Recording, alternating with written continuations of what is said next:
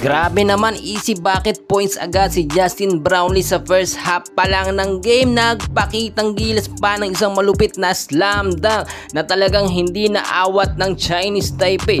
Kai Sotto binutata din ng harap-harapan, no?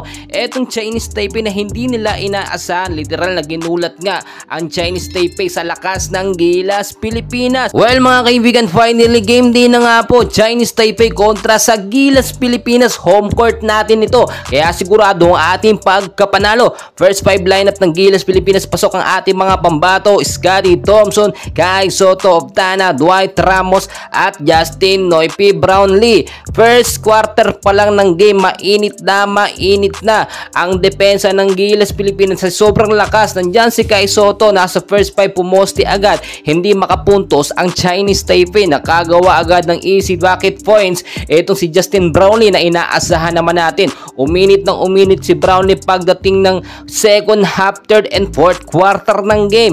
Eto namang si Kai Sotto, ang tindi ng ginawa, nag-alabata pa nga ang moves niya, no? Talagang pick pass pa ang ginawa, or pick pass ang ginawa na hindi talaga naasahan o inaasahan ng Chinese Taipei. Well, kung pinapanood nila laruan ni Kai Sotto sa bilig, mapapakita nila na ganun talagang strategy, nagpipick pa si Kai Sotto. Well mga kaibigan, napakainit ng laban ng Gilas at ng Chinese Taipei. Well, nasa second half na nga, no, almost 30 points na ang lamang ng Gilas at hindi na nga yan mahabol-habol pa ng Chinese Taipei.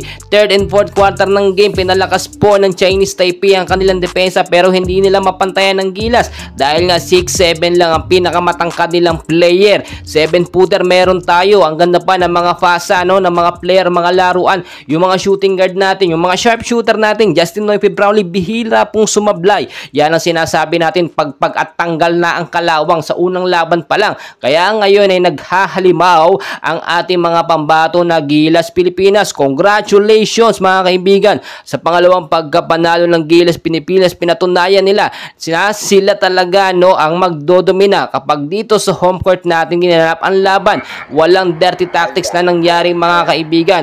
Malinis po ang pagkapanalo ng Gilas Pilipinas. And well mga kaibigan, please don't forget to like and subscribe bilang suporta sa ating Gilas Pilipinas. Maraming salamat.